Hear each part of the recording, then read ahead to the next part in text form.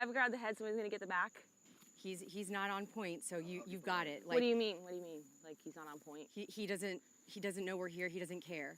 So just like do a quick grab. You're athletic, great hand-eye coordination. So just boom, just yep, you got it. Don't hesitate. Just like He still doesn't know we're here.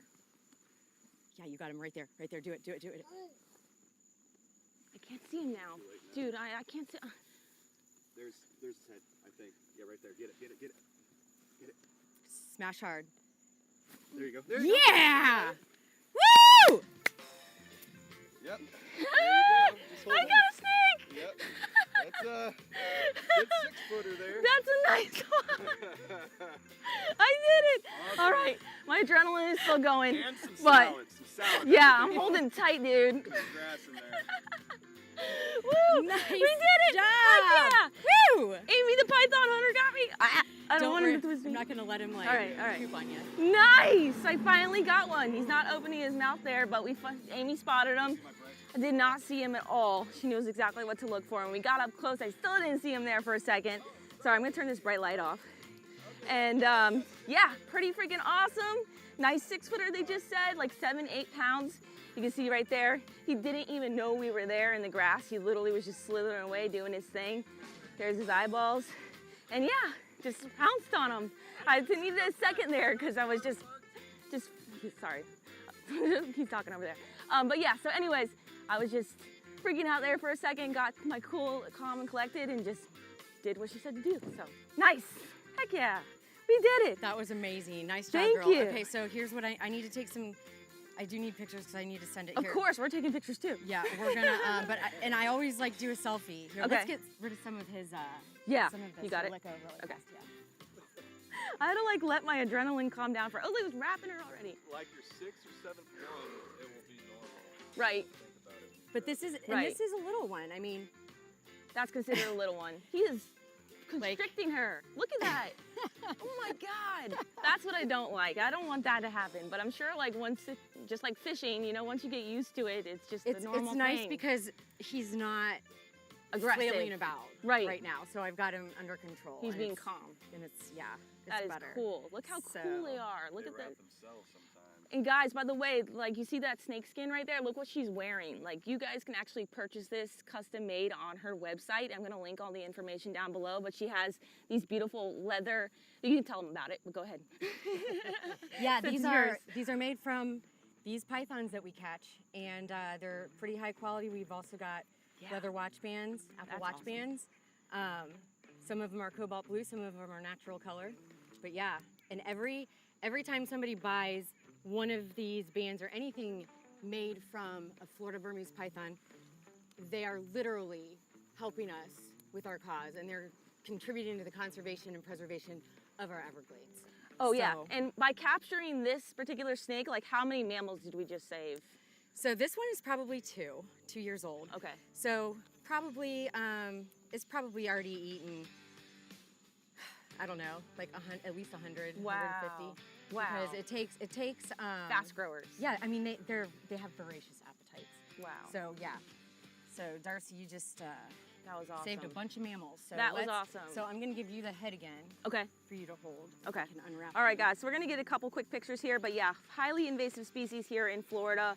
We really don't want them here, and there's approximately, we don't really know but the estimate, but there's 100 to 300, oh, she just musked on her.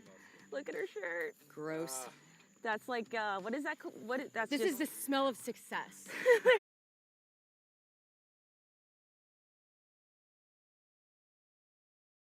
Back by popular demand, Amy Siewe is back on the program. If you want to find more about her, and she's got a lot of things that we're going to be discussing, some of them today. If you go to the website, it's pythonhuntress.com. You can buy some things off her there. She's got a book. She's also got, and she'll be showing us, and we'll be talking about it again.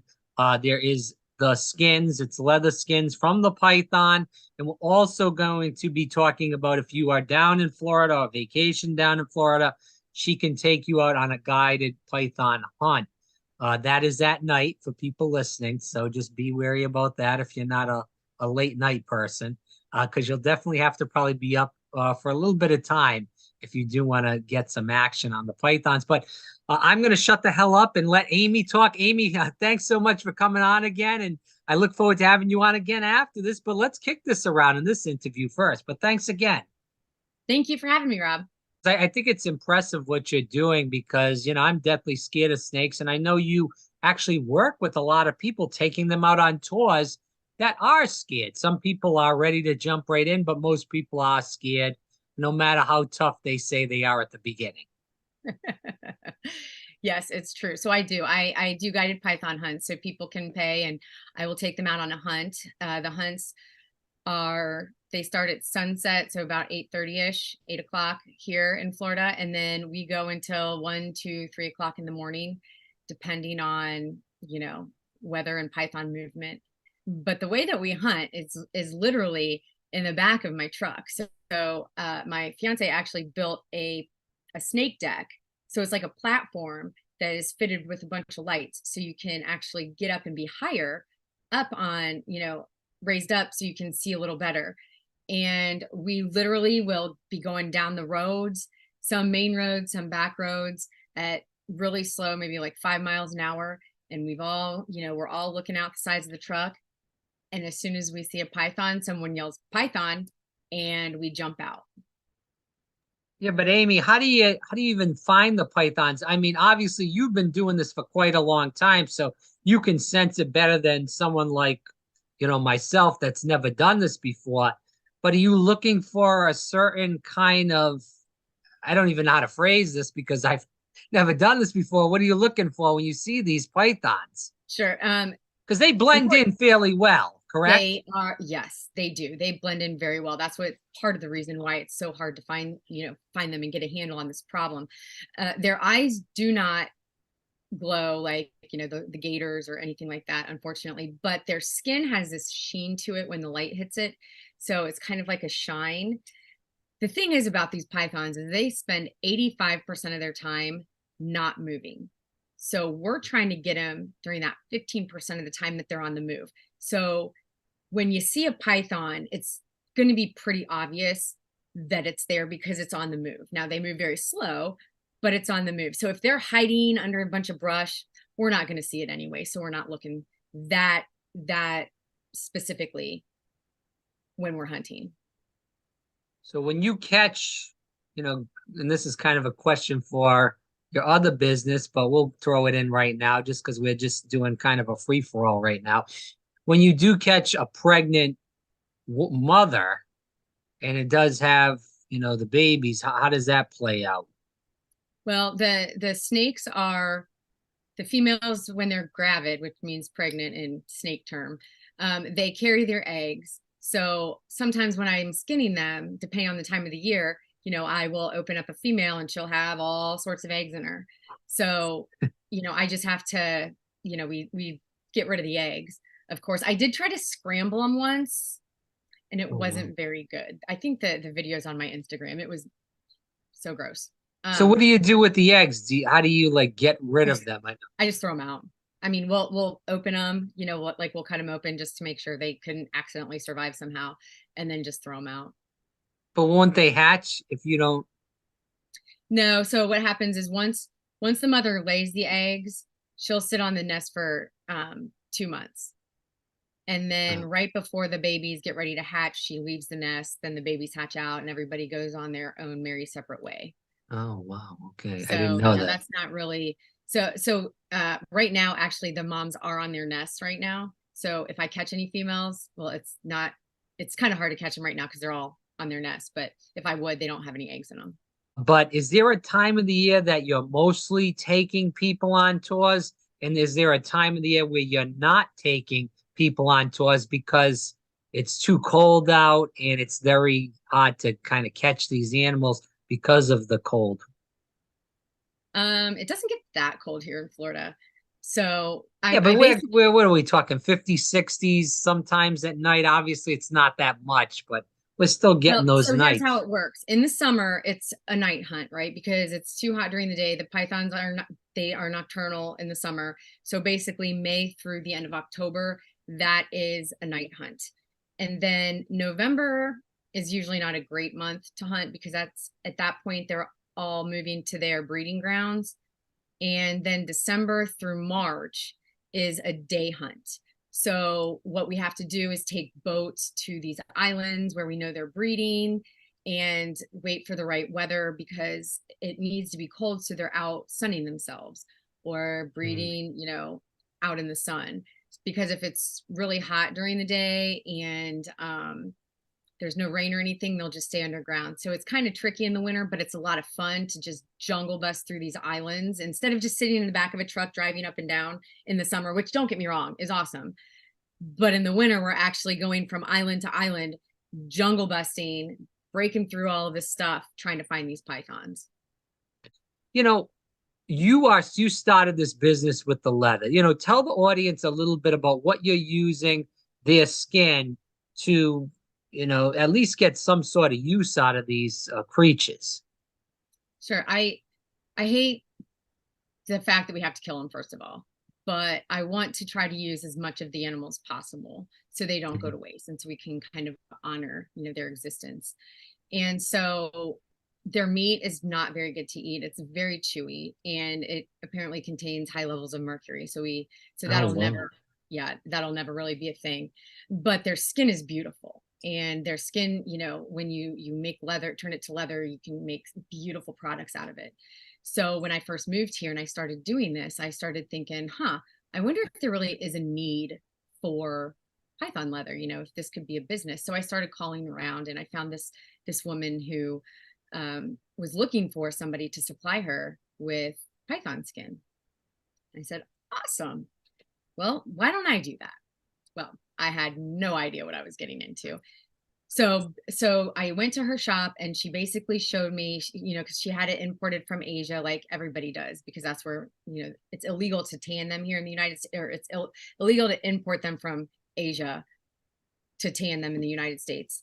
That ended like 40 years ago. So we haven't been able to do that. So tanning pythons has not been a thing in 40 years.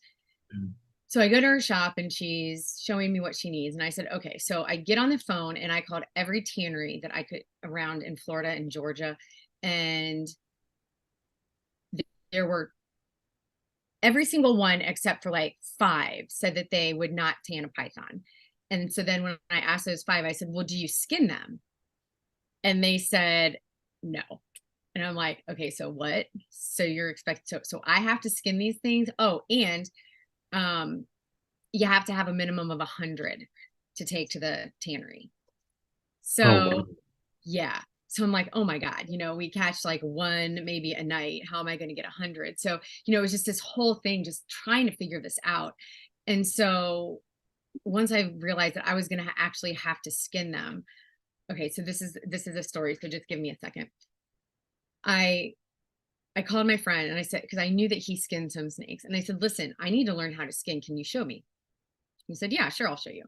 And I said, okay. So I had my other friend who had caught this big fat 11-footer, and he had it in the freezer. And he said, yeah, you can have this one, you know, for this guy to come over and show you how to skin. But I had to coordinate it because I live in a snowbird condo, and the only place I have to skin is on my lanai. So I had to make sure that there weren't going to be any people walking back and forth. Plus, I had to coordinate it with the trash people, because I'm sure that my neighbors wouldn't want a dead, rotting python carcass in the dumpster for a week. So I've got all of this planned, right? And I have to defrost this thing, and you have to do it in a certain way. Otherwise it ruins it. It's a whole thing. So I'm ready, and I've got plastic all over my lanai, and I've got all these ridiculous knives and cutting boards. Like, what do I need a cutting board for? I don't know. And so I call him, and I said, dude, where are you? And he said, oh yeah, I'm not going to be able to make it. What? What? So I've got this giant python that I can't refreeze because I don't have a freezer big enough for this thing. And so I'm like, well, okay, I guess I have to do this. So I YouTube how to skin a python. And at that point, there were no skinning videos at all, except on pythons, except for water snakes and rattlesnakes. And let me tell you, not the same thing. So long story short, is after I'm out on my lanai, I'm sweating to death. I'm cussing up a storm. and I'm trying to get the stupid skin off. It is not coming off. It is so difficult. I've got butcher cuts all over it. I get like 2 feet left and I'm like, screw it, I'm done.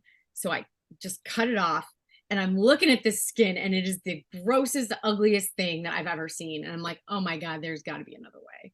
So then not only that, this thing is like 50 pounds. So I have to throw the carcass into my dumpster. I can't even open it and like put it in. So I have to like jump on the dumpster, open it up, then do like this, discus, like rolling thing to sling it in. It was a mess. So anyways, I said, there's got to be a better way. So I found this guy who actually did know how to skin. So I took like 12 pythons to him, and he showed me, and we did it. And so now I'm pretty good at it, but it was a rough go. That is for sure.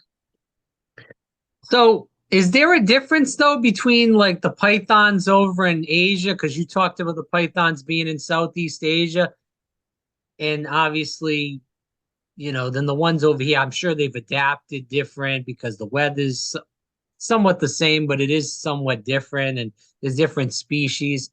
I wanted to ask you that, and I forgot last time. So can you answer that for me? Yes, in Asia, they have the Burmese pythons like we have here, but they also have reticulated pythons, which the Burmese pythons get to be 20 feet long. The reticulated pythons get to be 30 feet long. Wow. Yeah, and they're mean and they're awful, and it's a really good thing that we don't have a reticulated problem here, and it's just a Burmese problem. But so the majority of what you get in Asia. What do you mean by they're mean and awful? Sorry to interrupt. They're just a very aggressive snake. The reason that we have the Burmese problem is because the Burmese are generally known to be very nice and docile, so they made good pets. So everybody wanted the Burmese python. But the reticulated pythons were more for the advanced snake keepers, because they got so big and they just are not nice animals. So that's why the Burmese are here. But with the reticulated, because they get to be that long, in Asia, that's almost all of what the snakeskin and it's got a different pattern. It's got like a triangle pattern instead of a puzzle piece pattern to it. So it's very distinct, but that's what the Asian pythons are. And just really fast, the Burmese pythons in Asia are actually endangered. Oh. Yeah, because of the reticulated ones. So because the people have taken them out of the wild for their skins. I know you're doing a lot of stuff with the Apple band watches. And with that said, is that all you're doing right now? Is the watch leather, or are you doing other things? Are people buying it for other, uses, right now, I guess? Yeah, right now I do just do the Apple Watch bands, and you can see like I've got some different colors of, right, skins. I'm working on getting other products. The problem is so I work with the manufacturer. So let me go through the process really fast. So I skin the snakes, I salt them, and then I freeze them. When I have 100 of them at least, then I take them to a tanner, a professional tanner, and then they turn it into leather. So basically, this is the finished product, after it's tanned. So that's what the skin is like, right? And it's thin. It's a really thin skin. So it always needs to have a leather backing. So I work with a manufacturer in Tampa. We came up with the design for the Apple Watch band, and and they do a great job on it, a fabulous job. It is very hard to find anybody else that does anything to the quality that I want. So I am working with other manufacturers and other people to try to see if they can get a product, get more products for me that are the quality that I'm looking for. So that's so who's picking out the colors, Amy? Well, I am basically. So what my tannery did, because they're an alligator tanner, right? And then they basically do. There's only three tanneries in the entire United States that do python, and they're basically doing it as a favor to us since python hasn't been a thing here for so long, right? So it's the alligator tanners that are putting the python skins in the alligator drums. And so what my tannery will do is whenever they do a different color of gator, they'll put one of my skins in the dye so I can see what the color is. So I get all kinds of cool colors, and then I can choose from there what I like. Going into another thing you're involved in, you are doing the jewelry collection now with Amanda Jarin, and I believe that's how you say her name. You can correct me if I'm wrong. Can you speak about that also? Yeah, she's an amazing designer. She is fabulous, and she does things that I just wouldn't even think of. And so when we partnered, I provide her the skin, and she comes up with some really cool designs of jewelry and everything. And I think she does custom. So for instance, if somebody had something that they wanted, some piece of jewelry, then I could sell the skin or like a part of the skin, and then Amanda could design whatever they wanted. Mhm. Yeah, I'm just looking right now at some of the work that she's done, and it looks great.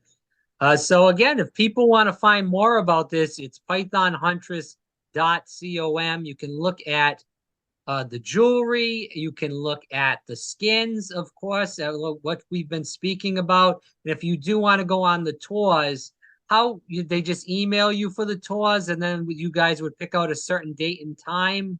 Yes. Yes. So all of the details are on my website under the guiding page, and it's kind of like you get there right from my homepage. It gives you the pricing, it gives the details of it, and then if anyone is interested, then there's a contact me. And I always like to talk to people before we get it scheduled because I want to make sure that they know what they're getting into. And so we'll schedule like a quick conversation, and then from there we'll decide on a date, whatever works for them and me, and then we'll get it down. And you've donated a lot to charity, raised a lot for charity too.